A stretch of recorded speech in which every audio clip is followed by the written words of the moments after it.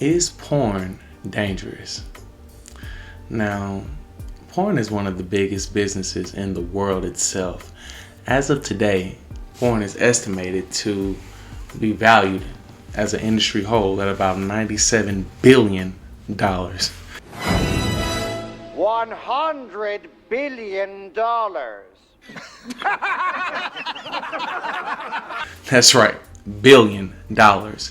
To a lot of men and women alike, it is a welcoming relief to their everyday partners, and some who even have no partners at all, and they tend to indulge in becoming chronic self-relievers, if you will. Any type of content or fetish that you may have, typically they have a genre that will accommodate you. With that being said, how could something so lucrative and enjoyable to so many ever be deemed as dangerous, you may ask? You broke his elbow, okay? Are you happy? He's just a different kid. His personality has changed. He's filled with angst. He's ready to explode. And you want to know why? The way he relaxes is the way all men relax. It's called ejaculation. He can't use the right hand, okay? This is his ejaculator, okay? It's done. It's in a cast. Mr. Kenny's on lunch. What the hell is this shit? Look, you call this lunch? Take your banana and shove it up your ass. Get out, get the fuck out. He's crazy. Leave me the fuck alone. Well, to start off, a number of things. In my opinion, pornographic material can be very harmful. Now, it can first become an addiction. You have some people that will literally watch this material all day in their spare time if they have enough time to do so. Literally relieving themselves all day and needing it even to sleep. You know, this obviously gets deeper, but for today's purpose, I just want to give a brief example and not get too graphic concerning things. I'll leave that up to your own imagination and experiences. Secondly, it promotes isolation and reclusiveness. Thirdly, it sets unrealistic expectations, and it also promotes negative sexual behaviors.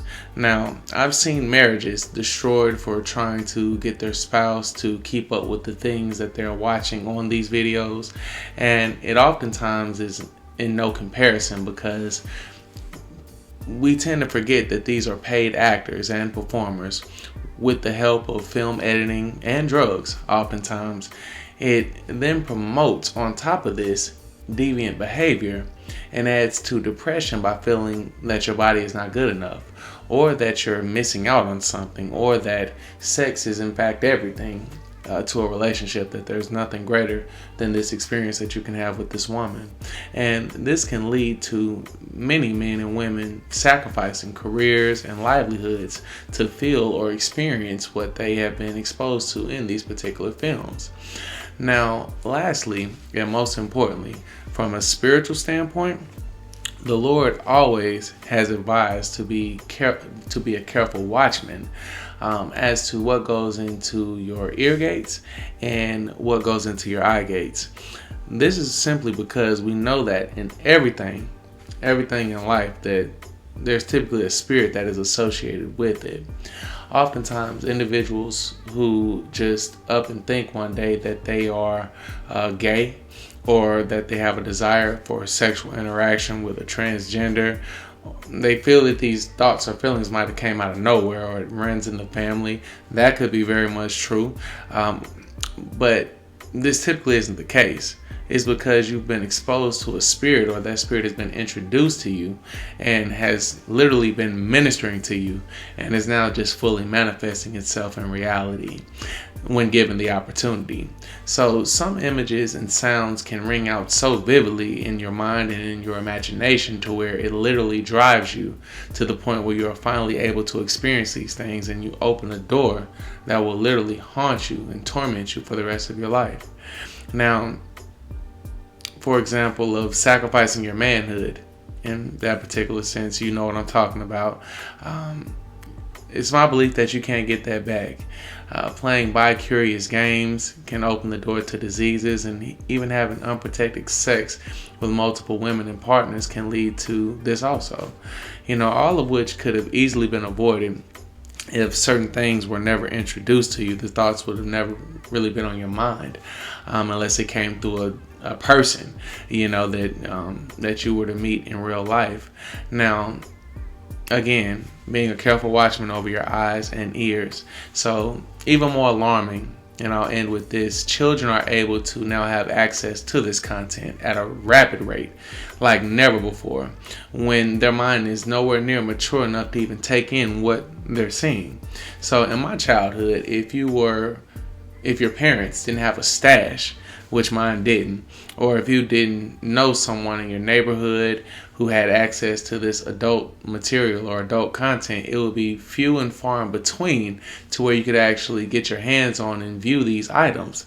So oftentimes I sit back and I can only imagine what my childhood would have been if I had access to this on a phone, or I could, just pull up a website and have as much access to this as I desired. I probably would have never left the room, nor would I have ever went outside to develop the social skills necessary to have functional relationships with women. It's a scary thought, to say the least, but in my opinion, yes, to sum it up, I do feel that porn is extremely dangerous and should be viewed with caution and really avoided if possible. But that's my take on it. Tell me what you guys think. As always, I want you to tap in. Am I tripping? Is porn a good thing? Does it calm you down? And does it prevent you from doing stupid stuff? Like when you do feel overwhelmed with the spirit of lust, does that kind of bring you back down and make everything all right? And am I selling it short? Am I selling short the value of porn and the benefits to it? Definitely feel free to tap in and let me know. But until next time, certainly everyone under the sound of my voice, be blessed. I'll holler at you.